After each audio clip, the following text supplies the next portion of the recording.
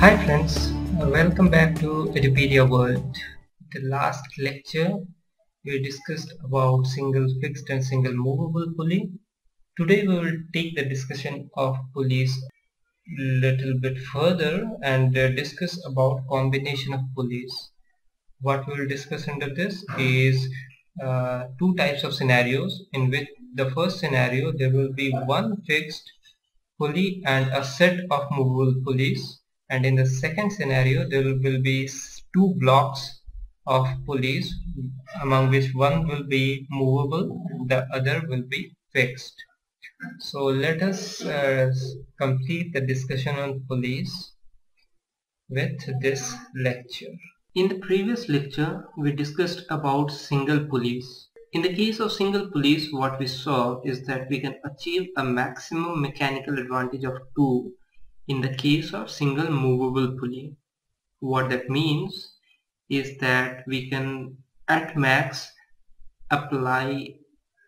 lift a load twice that much of the effort we apply. So if we are able to apply a load of 50 Newton to the maximum using the mechanical advantage of 2, we can lift a load of maximum 100 Newton. So the load that can be lifted will be twice that of the maximum effort that can be applied. But in practical scenarios, we might need to lift much heavier load than the maximum effort that we can apply. What that means is that we need to have a mechanical advantage which will be greater than 2. That is exactly where the combination of pulleys come into play.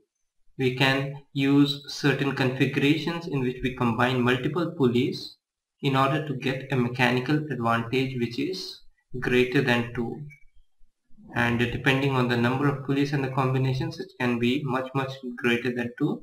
Hence, a very small amount of load can be used to lift a very heavy object.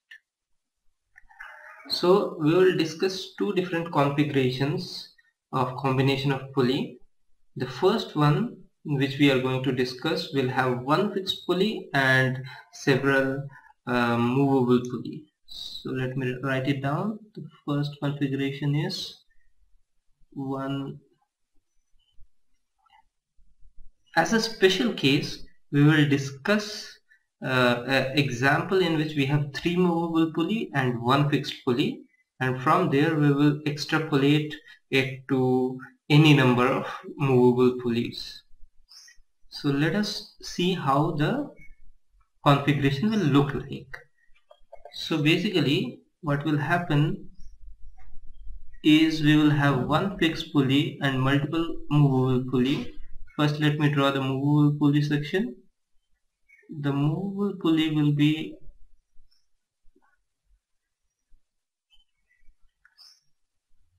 something like this, as we have seen in the previous lecture. This will be one pulley, and from here the rope will support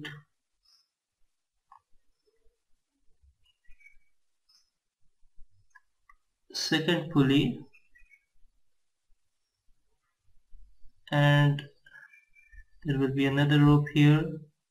This rope goes there, and that brings the third pulley here,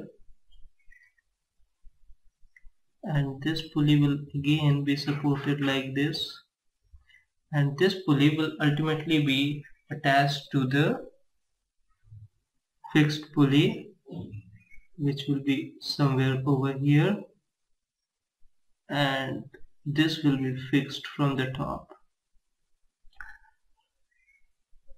This first pulley which we drew will carry the load. This will have the load here, L.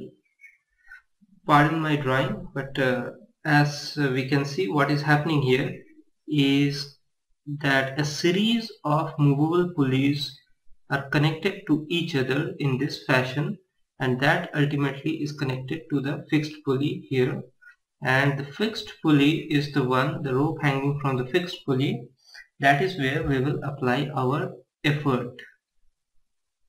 Okay, so here is the effort, here is the load. Let me draw it in different color. So when the effort is here and the load is here, what will happen is that this load, the force, downward force, will create a tension in this wire and this wire. Let me call that tensions as T1. I am supposing this as pulley 1, so let's call that T1.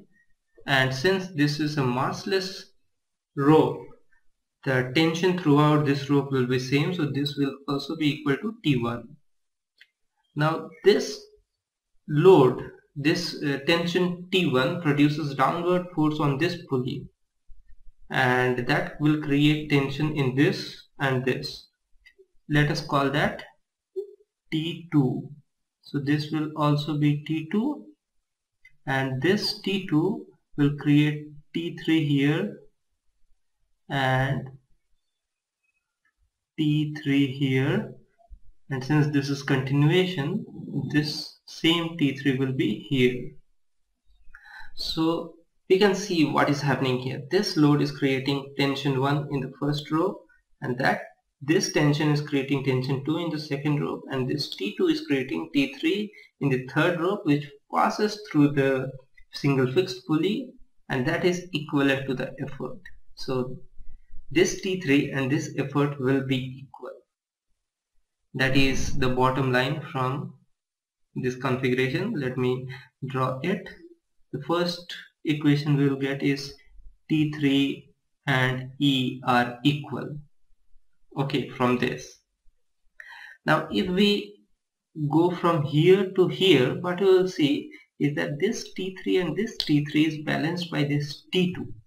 So what is happening is T2 is basically 2 times T3, because T2 is balanced by T3 and T3. Similarly, T1 is balanced by T2 and T2. So T1 is equal to 2T2, and ultimately L, the load, is balanced by 2 times T1. So L is equal to 2 times T1. Now what we see here is that if we try to convert L into effort, what we can do is we can use this equation. L is equal to 2T1, which is equal to 2 times 2T2, which is equal to 2 times 2 times 2T3, that is 2 to the power 3 T3, which is 2 to the power 3 times effort. So we have equated load and effort, and we have found that it is 2 to the power number of movable pulley. If there were just 2 pulleys, then we would have got only T2 square T2. But since there are 3, we got T to the power 3. If there were another movable pulley, we would have got T to the power 4. So this is the fundamental. But let me first make the calculation for this special case. Now we know that the mechanical advantage is load upon effort. We know that the mechanical advantage is load upon effort. We just found that load is 2 to the power 3 E. So 2 to the power 3 E upon E, which is, this implies that mechanical advantage is 2 to the power 3 is equal to 8 in this case. But in the special case, when there are n movable pulleys, so let me write it in red. In case of n movable pulley, what we'll have is mechanical advantage is equal to load upon effort, which is 2 to the power n. Remember that n is not the total number of pulley, rather it is the number of movable pulley. So 2 to the power n times effort upon effort, which will give us mechanical advantage is 2 to the power n times so that 2 to the power n. So by using n pulleys, we can create a mechanical advantage of 2 to the power n, which if we think about it, will create a lot of mechanical advantage.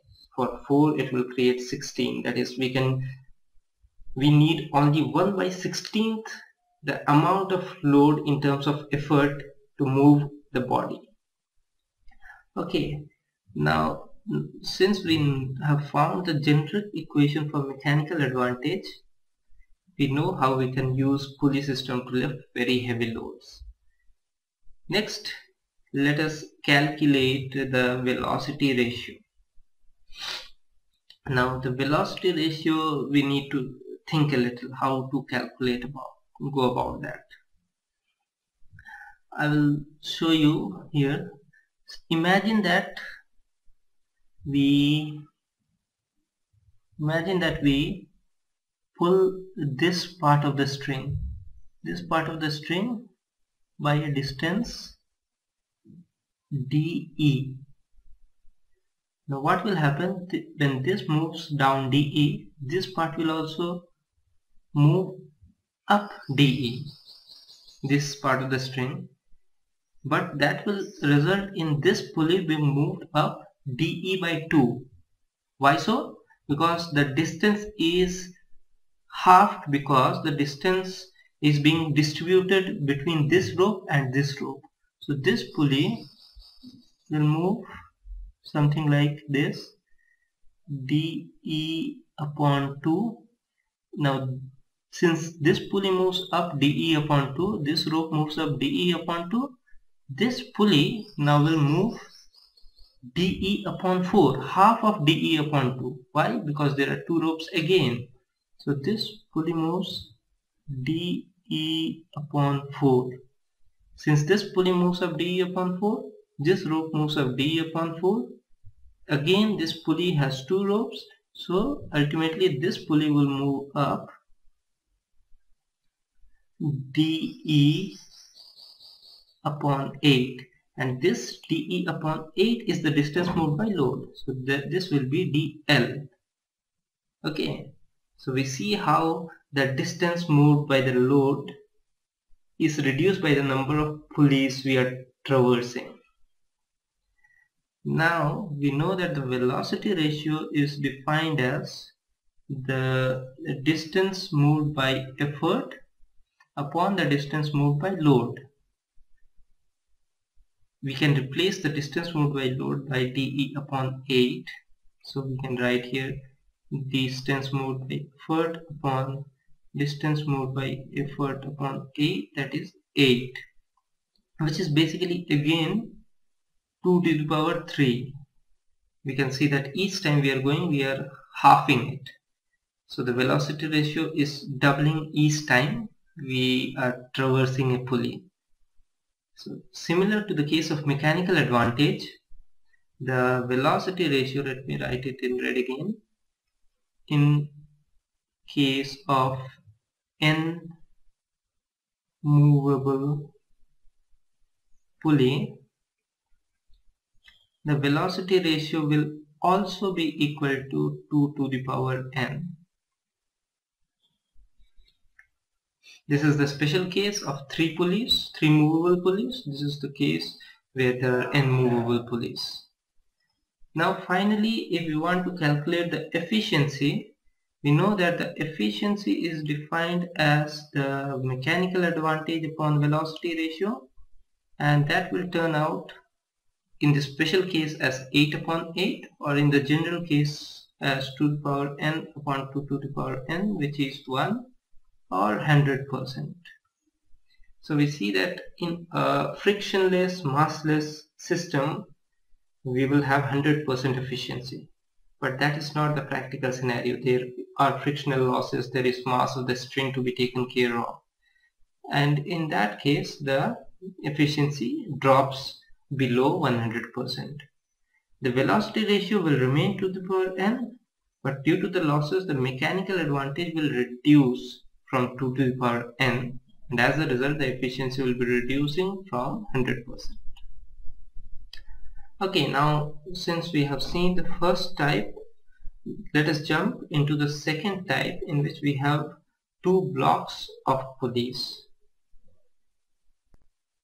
So the second configuration which we will study in combination of pulleys is a combination of two blocks, several pulleys in two blocks, several pulley in two blocks. I have already drawn two examples of this scenario.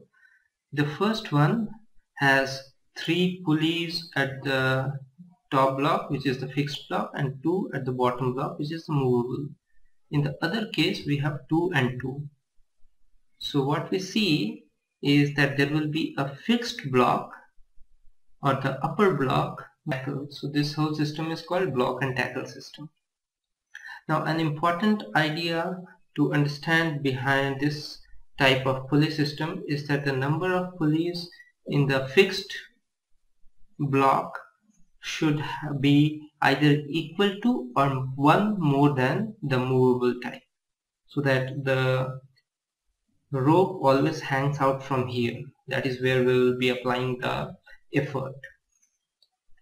Okay, now that we have some idea about how the arrangement is, let us see how the force, the load, the effort distributes itself. Now we'll apply the effort here. This is the effort and this is the load. So the load goes like this. Now since the whole rope system is a continuous system, what we'll see is that the tension throughout the rope should be equal, since the rope is a continuous massless system. Therefore, let us imagine that the tension in the rope is T. So it will be T over here, it will be T over here, and then it will be T over here, it will be tension here, it will be tension here and here. Okay, so now we have shown the tension distributions, but what we need to realize is that this block, this part of the movable pulley system is supported by this string. Let me do it in a different color. It is supported by this string, this, this and this. So these 5 strings, these 5 sections of strings directly lift this load. As a result, what we can say is that this load L is countered by 5 times the tension, because there are 5 strings which are attached or passing through this system. Okay, therefore what we can write is that the load is equal to 5 times tension, and from this part we know that the effort is equal to tension. Fine. Therefore what we can say is that the mechanical advantage is the load upon effort, and that comes out to be 5. So for this system where there are 5 pulleys, we get a mechanical advantage of 5. Now let us see the example where there are even number of there are the same number of pulleys in the fixed part and the movable part. Let me draw. This is the effort, this is the tension. Again the tensions will be same. Why? Because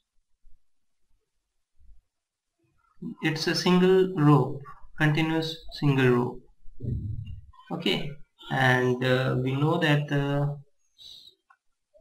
the effort, the load rather, is here.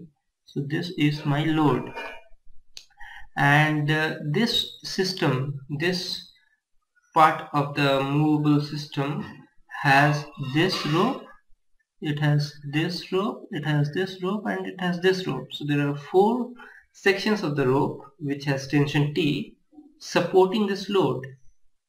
Therefore, what can we say? We can say that the load is equal to 4 times the tension, and from this part we can say that the effort is equal to tension. Therefore, when we combine these two, we can get the mechanical advantage is equal to 4T upon T, that is load upon effort, that is 4. So we see from these two examples that the mechanical advantage in the block and tackle system that we can get is equal to the number of pulleys. So let me make this general statement. The mechanical advantage is equal to number, this is a representation of number of pulleys, but don't use this in exam, though this is a mathematical representation, but it's better to write number. So we can see from these two examples that mechanical advantage will be equal to number of pulleys. If there were 10 pulleys, 5 at top and 5 at bottom, then the mechanical advantage for that system would have been 10. Let us now see what will be the implication on the velocity ratio. Let us imagine that this load moves up by a distance dl. What will be the repercussions of this movement of dl? What will happen is that since this block is moving up dl, since the load is moving up dl, this string will move up dl, this string will move up dl, this dl, this dl, this dl, and each dl movements will accumulate and create a movement of 5 dl at the end of the effort. 5 dl. Similarly, in this case, if the load moves by dl again, this rope, this rope, this rope, section of rope, and this section of rope, which will individually move up by dl, and the effort will cumulatively move down by 4 dl. So what we see is that if there are n pulleys, then and the load moves by dl, then the effort will move by n dl. Basically, why this happens is because a movement of dl here slacks each string by a length dl, which accumulates over here as n times dl at the effort end. So what we can say from here is that the velocity ratio for this will be equal to dE upon dl, that is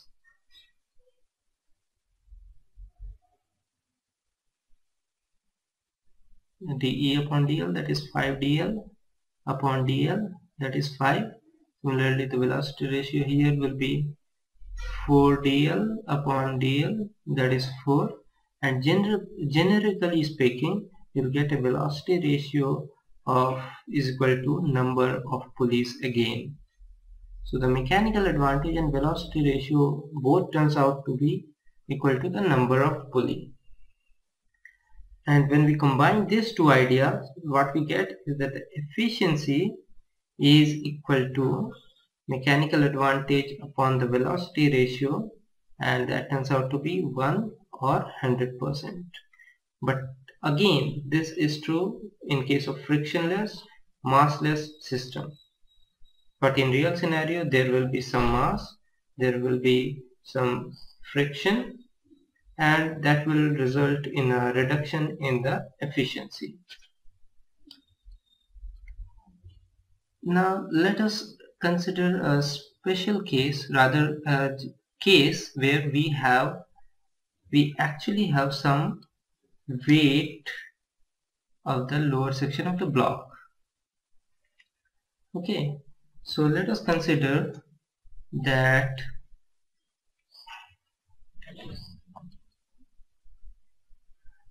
this whole block has a weight of W. I will finish it off here itself.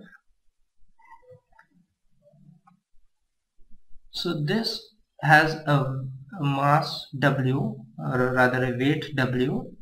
So what will be happening is that the effort will be equal to tension as always, but now there will be a load and there will be a W which will have to be taken care by the tension, the combinations of tension. So what we'll get is N. I'm using the generic term where there are N pulleys. So N times tension will be equal to the load plus W. Since this is the weight of the system and L is the load here, so effectively L plus W needs to be moved up by N times T. What will this result in? This will result in a mechanical advantage of load upon effort. Load can be written as Nt minus W by T, which will be N minus W upon T, and T will be replaced by effort. So what we see is that the mechanical advantage reduces by a amount weight of the lower block, this system, upon effort.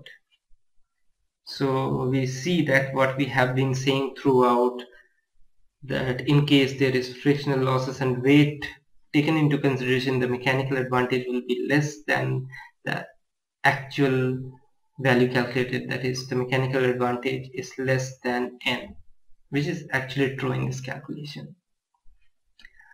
But another point to be noted is that the velocity ratio will remain same. Velocity ratio has nothing to do with frictional losses or thing. It just tells us what is the distance moved by effort when compared to the distance moved by load.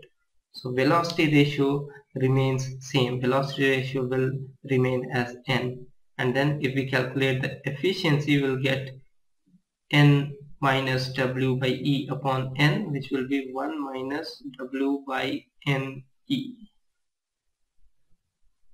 So the efficiency drops from 100% by this factor, W by NE.